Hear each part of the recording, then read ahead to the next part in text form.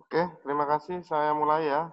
Nggih. Assalamualaikum warahmatullahi wabarakatuh. Waalaikumsalam warahmatullahi wabarakatuh. Ya, selamat pagi anak-anak semuanya. Dari MTS Muhammadiyah 1 Taman yang tergabung dalam life skill untuk multimedia.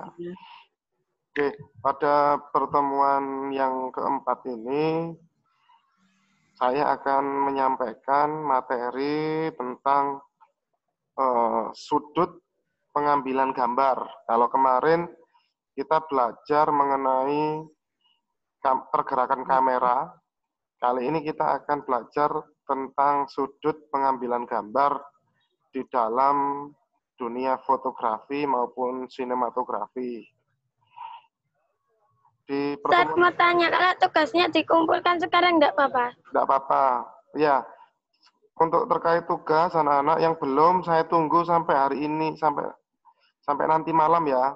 Untuk pengumuman pemenangnya akan saya share nanti malam. Jadi anak-anak yang belum mengumpulkan saya kasih kesempatan. Ustaz.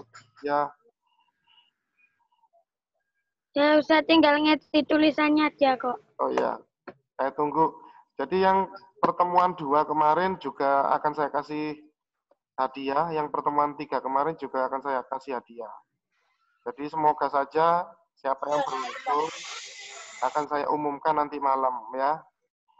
Terus gini anak-anak, agar adil, jadi yang sudah dapat hadiah nggak bisa dapat hadiah lagi ya, gantian temannya ya. Misalkan hari pertemuan kedua yang dapat si A, jadi pertemuan selanjutnya si A nggak boleh ikut undian lagi. Maksud tapi harus mengumpulkan, cuma dia nggak berhak untuk ikut undian lagi. Gitu ya. Oke. Kami ya biar adil semua dapat ya. Terus saya evaluasi untuk tugas yang pertemuan sebelumnya. Itu ada contoh dari kawan kalian yang sudah mengumpulkan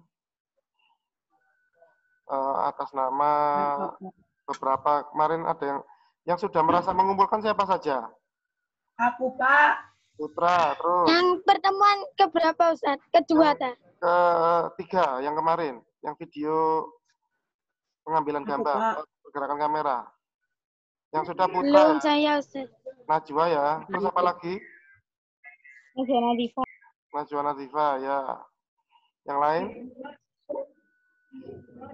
Ini saya kasih contoh punyanya teman kalian yang sudah mengumpulkan. Sambil kita bahas dulu. Nggih, Pak.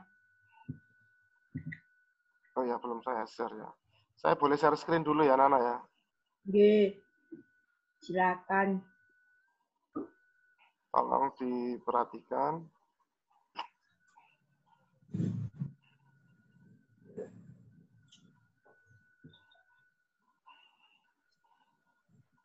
Sudah tampil?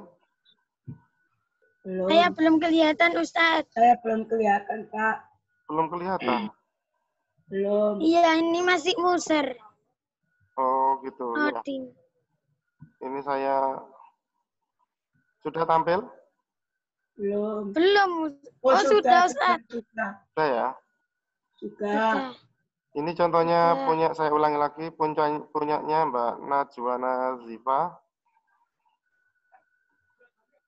Teknik following, jadi mengikuti gerak dari objeknya.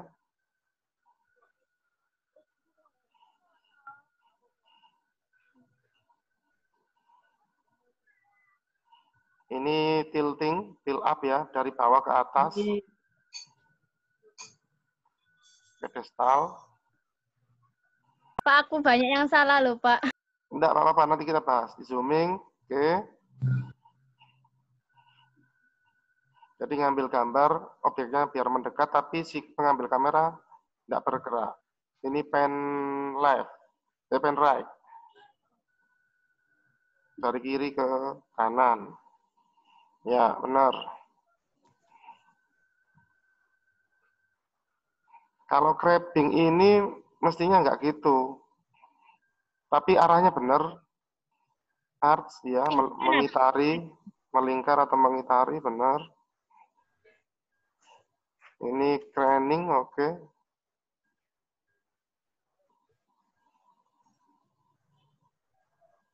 Kemudian,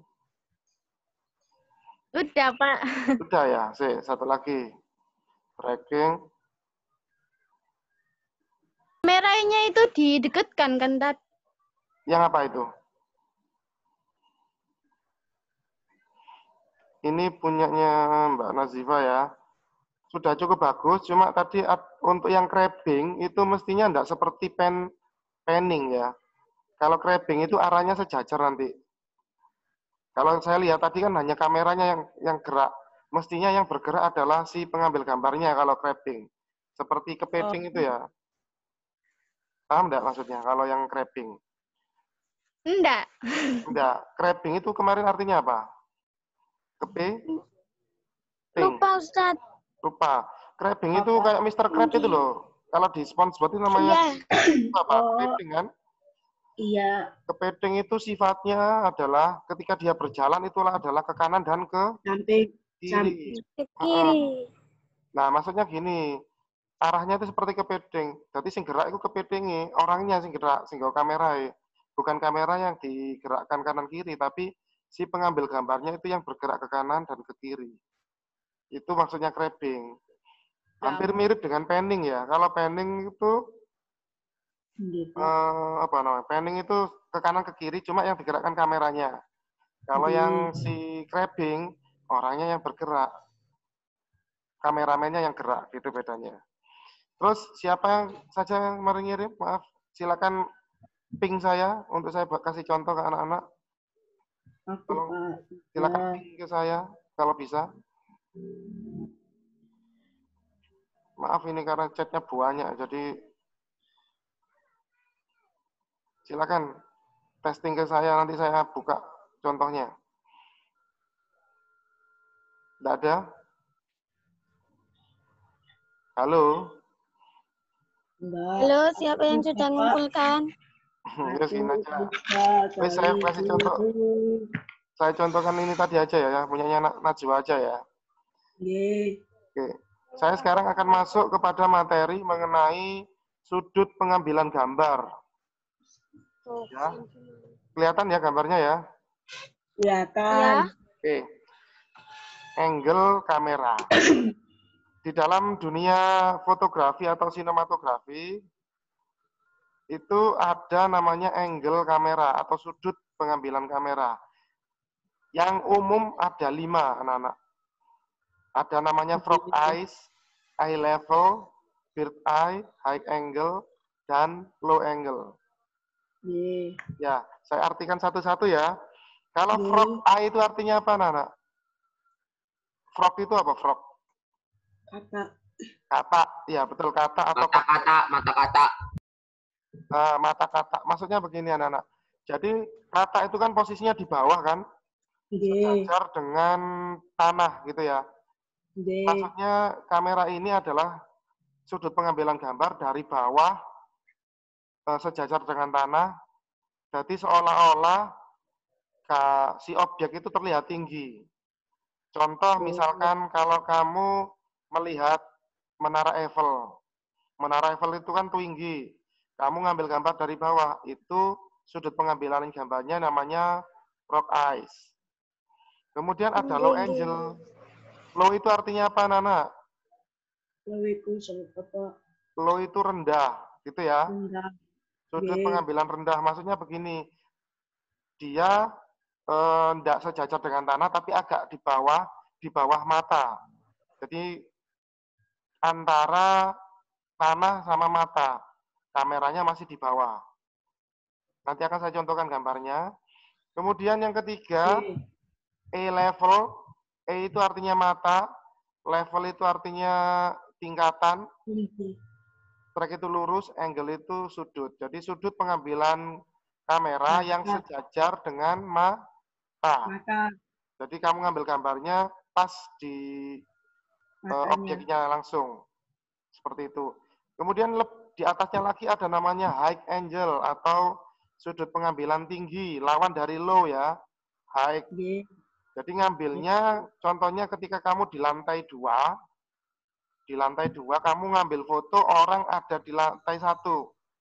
Itu contohnya high angle. Atau kamu lagi naik pohon, kemudian moto kucing yang ada di bawah. Itu contohnya high angle. Dan yang terakhir ada namanya bird eyes. Bird itu apa, bird? Burung. Burung. Makan. Kalau frog tadi kata, bird itu burung. Burung itu di atas atau di bawah, anak-anak? Atas. Di atas ya. Oke. Tadi ada high angle di atas. Tapi ini ada lebih tinggi lagi, bird eyes. Jadi letaknya ada di ujung atas. Ya. Cara ngambil gambarnya pakai apa ini, anak-anak? Kira-kira. Ada yang tahu? Tahu. Pakai alat namanya drone. Pernah dengar ya? Tahu. Tahu nggak? Tahu. Tahu. Jadi ini ngambil gambar dari ketinggian, seperti burung. Nah, kita harus butuh alat, anak-anak. Contohnya adalah drone tadi. Atau juga bisa kamu naik helikopter sama megang kamera. Itu untuk ngambil gambar bird eyes. Sampai di sini bisa dipahami, anak-anak, kelima sudut pengambilan gambar. Bisa ya? Oke, saya lanjut ke materi yang selanjutnya mengenai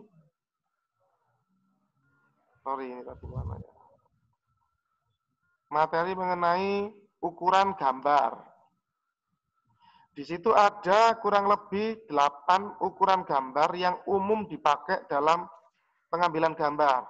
Mulai dari extreme close up atau ECU, close up, CU atau CU, MCU, MS, sampai pada ELS, extreme long shot.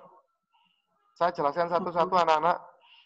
Jadi kalau kita mengambil gambar, apalagi itu berupa objek manusia, itu ada ukuran-ukurannya. Sama seperti ketika kamu dimintai foto ukuran close up. Pernah dengar ya foto ukuran close up? Tahu. Itu adalah ukuran antara kepala sampai pada dada. Sampai di sini. Kalau yang medium close up itu sampai di bawahnya pas perut, pas pusar itu. Terus yang ada lagi extreme itu mata. up. Itu diambil matanya mata sama hidung biasanya. Kadang sampai mata saja. Ya. Jadi tiap ukuran itu nanti akan menjelaskan sesuatu. Misalkan kamu kalau memotret orang sedang menangis, kira-kira kamu pakai ukuran apa? Agar bisa terlihat air matanya. Extreme close up. Close up, betul. Jadi ketika kamu ingin memvideokan seseorang sedang menangis, agar kelihatan air matanya, maka kamu harus pakai ukuran extreme close up. Ketika kamu ingin memperlihatkan orang itu sedang berlari, full shot. Pakai? Full shot. Bisa full shot, bisa long shot ya. Ya, kalau misalkan kamu ingin memperlihatkan orang itu sedang berjalan kakinya saja. Medium full shot. Apa? Medium full shot. Oke, pinter. Jadi itu nanti tiap ukuran memiliki karakteristik sendiri. Anak-anak nanti harus menghafalkan ke-8 ukuran ini. Ya, mulai dari extreme long shot. Extreme long shot itu memperlihatkan keseluruhan dari badan manusia itu dan juga lingkungan sekitarnya. Misalkan itu berupa gedung, itu berupa rumah, itu berupa pemandangan. Kalian bisa pilih extreme long shot. Kemudian di bawahnya lagi ada long shot. Terlihat lebih jelas, ya. Penggunaannya terlihat lebih jelas lagi. Ya, sebentar ya. Terus kemudian full shot itu memperlihatkan keseluruhan dari tubuh manusia itu sendiri. dan diikuti sekitar objeknya, objek sekitarnya, background-nya. Medium full shot itu hanya menampakkan di atas kaki sampai kepala. Oke. Sampai di sini ada yang ditanyakan anak-anak? Tidak ada? Oke, kalau tidak ada, sekarang saya akan masuk ke fotografi. Saya akan teori dulu. Ketika sampean dengar kata fotografi, apa yang terbenak di bayangan kalian? Fotografi. Foto-foto kok. Ya tahu, maksudnya foto itu musik atau lagu atau video atau gambar. Apa, Nana? Gambar. Gambar yang bergerak atau yang diam? Bisa bergerak. Yang diam, oke. Kalau yang gambar yang bergerak namanya apa? Video. Videografi, betul. Oke ya, saya masuk ke fotografi sekarang. Fotografi itu anak-anak berasal dari kata fotos dan grafos. Fotos itu artinya cahaya, grafos itu artinya gambar. Ya, berasal dari bahasa Yunani fotos dan grafos.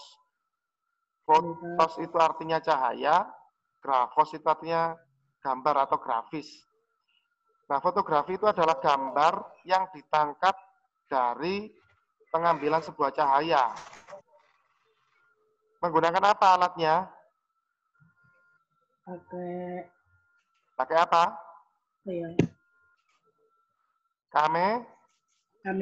Kamera, betul. Jadi fotografi ini diambil dengan menggunakan alat namanya kamera. Sekarang saya masuk kepada contoh jenis-jenis fotografi anak-anak. Jadi contoh fotografi itu ada banyak sekali. Mulai dari nanti fotografi dokumenter, jurnalistik, makro, aksi, mikro, dan sampai pada nanti fotografi nude, arsitektur. Nanti akan saya jelaskan satu-satu ya. Ini ada contohnya. Yang pertama adalah fotografi dokumenter, yaitu jenis fotografi yang mendokumentasikan suatu peristiwa. Seperti ini. Ini menjelaskan tentang apa kira-kira? Orang kelaparan. Tunawisma. Tunawisma. Pengemis, ya. Orang lagi kelaparan. Orang lagi? Kelaparan. Orang lagi. Masa kelaparan ini? Orang lagi. Orang sedang. Orang lagi minta. Meminta-minta atau mengemis, betul. Fotokopi zaman. Fotografi jenis ini itu biasanya digunakan di apa? Apa anak-anak biasanya? Apa? Fotografi jenis ini biasanya digunakan untuk laporan sebuah peristiwa atau juga bisa nanti ditaruh di koran maupun majalah. Ya. Sama seperti fotografi jurnalistik seperti ini. Fotografi jurnalistik itu adalah jenis fotografi yang menjelaskan tentang suatu peristiwa juga yang nanti akan diinformasikan ke media cetak. Contoh misalkan kegiatan, ini kegiatan apa ini? Nyanyi.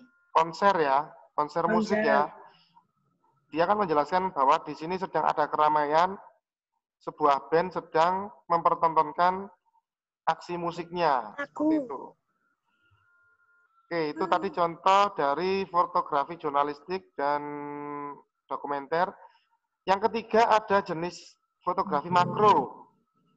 Fotografi makro itu adalah jenis fotografi yang mempertontonkan objek secara dekat agar terlihat jelas.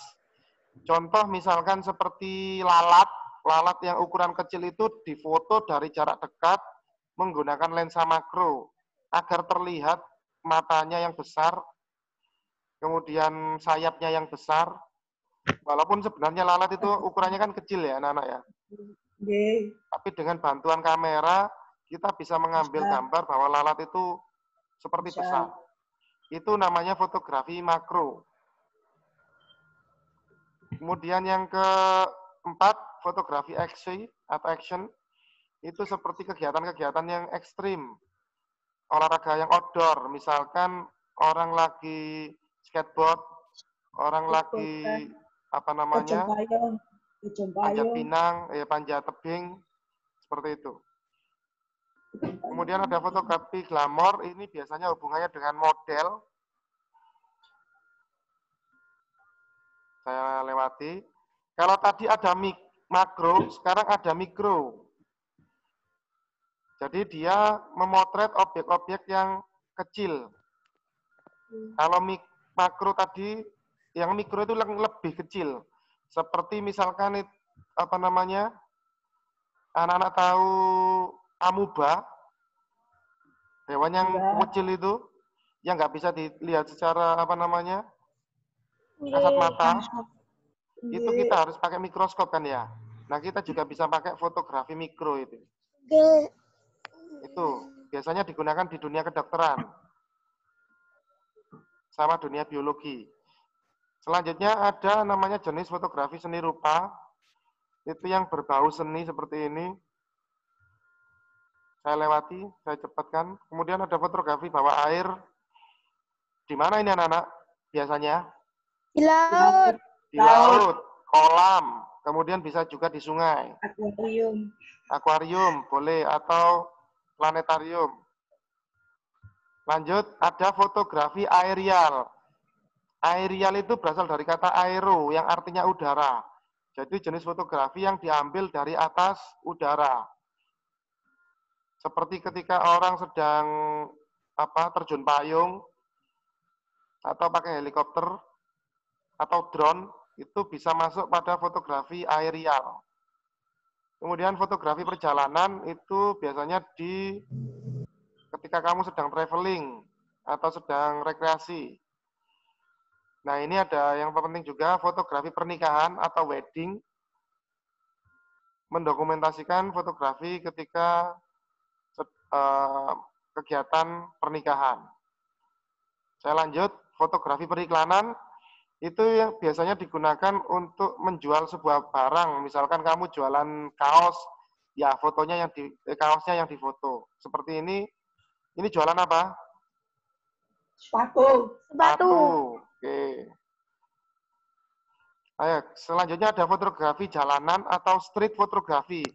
Jadi mempertontonkan atau menjelaskan sebuah kegiatan di jalan. Bahasa Inggrisnya jalan apa tadi? Street. Ya, bahasa Inggrisnya adalah street fotografi kalau yang fotografi jalanan ini. Ini kondisinya di mana, anak-anak? Di stasiun ya? Ya, dekat rel kereta api. Kemudian ada fotografi vernakular. Ini kegiatan fotografi yang amatir, biasanya orang asal jepret aja, namanya fotografi vernakular. Ini balistik, ini berhubungan dengan fotografi yang super cepat. Balistik itu artinya adalah ini senjata api atau peluru. Ketika kita nembak itu masa pelurunya pelan? Pelan atau cepat? Cepat kan ya? Nah, pastinya akan membutuhkan jenis kamera yang khusus agar bisa memotret speed dari peluru ini. Ini namanya fotografi balistik. Nah, ada lagi fotografi infrared. Infrared itu jenis fotografi inframerah. Jadi kadang kondisi malam hari itu bisa dipotret layaknya seperti siang hari. Seperti ini. Ini mestinya gelap. Berhubung pakai jenis lensa inframerah, maka bisa merubah kondisi gelap itu menjadi terang seperti ini. Ini fotografi malam atau night fotografi. Biasanya mempertontonkan cahaya, lampu, dan bintang. Kalau night fotografi itu. Selanjutnya ada fotografi peperangan atau war fotografi yang mendokumentasikan keadaan perang di sebuah negara. Mirip dengan fotografi jurnalistik sebenarnya. Agak saya percepat ya. Fotografi hitam putih itu menekankan pada objek warnanya hitam putih seperti ini. Ini menara apa, anak-anak? Menara Eiffel. Menara Eiffel. Eiffel. Ini ngambilnya, sudut pengambilannya apa tadi? Kalau dari bawah seperti ini. Frog eye. Frog eyes. Ya, ini sudut pengambilan frog eyes. Karena dia dari bawah, ya.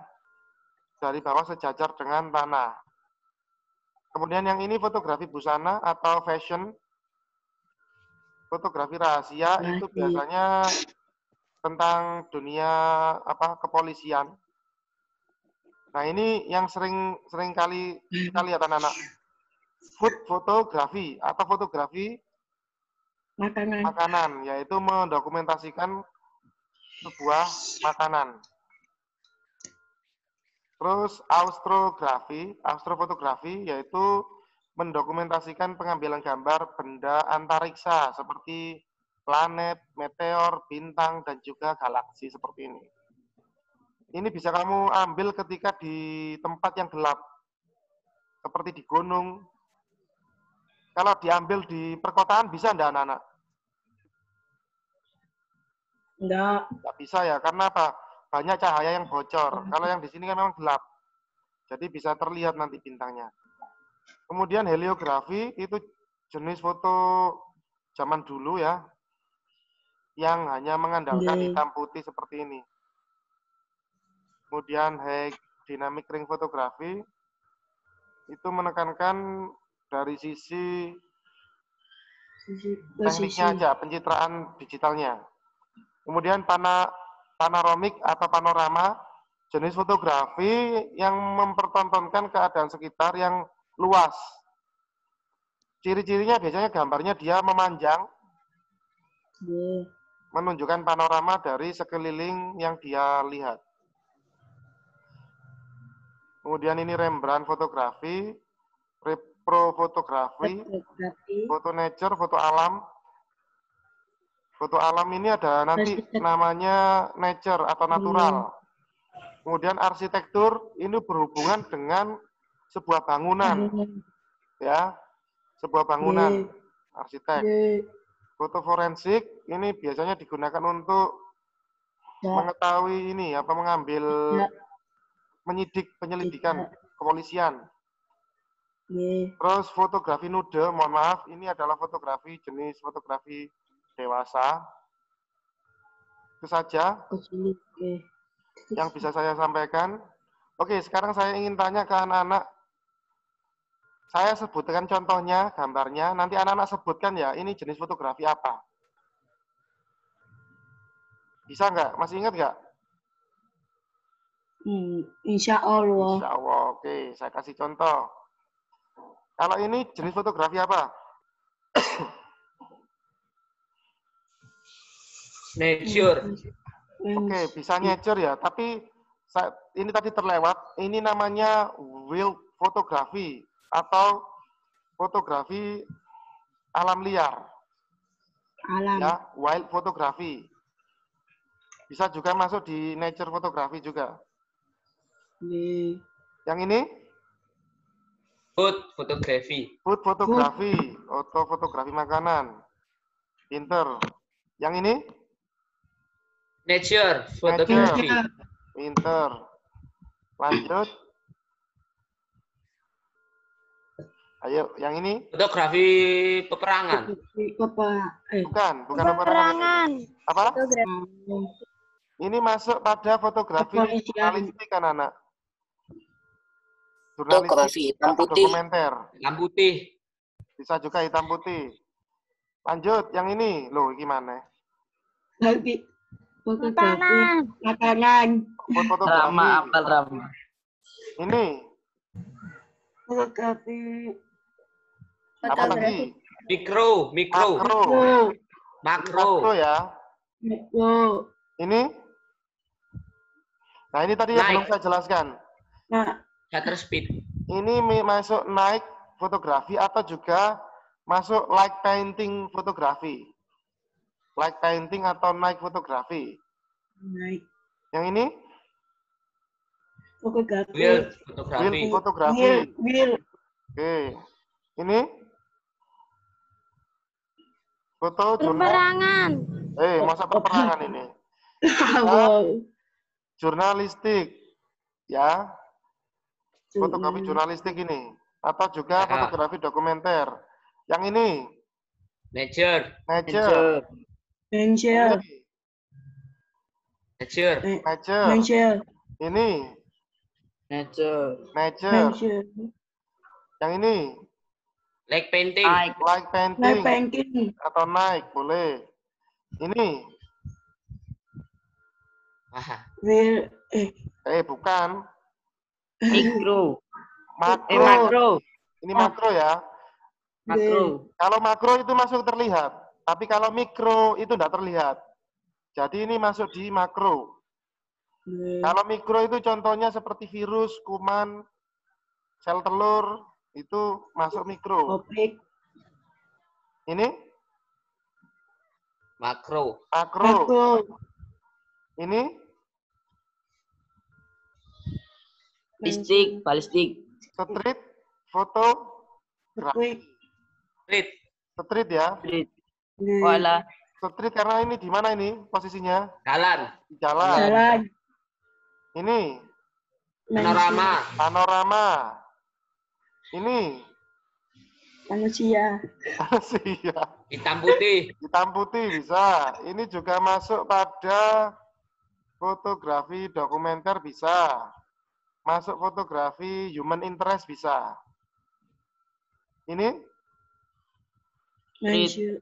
Street fotografi. Ini? Street? Night painting. Street fotografi sama naik ini. Ini? Wild. Oke, sudah ya. Saya rasa kalian paham. Oke, terima kasih untuk ininya, Pak. Jawabannya.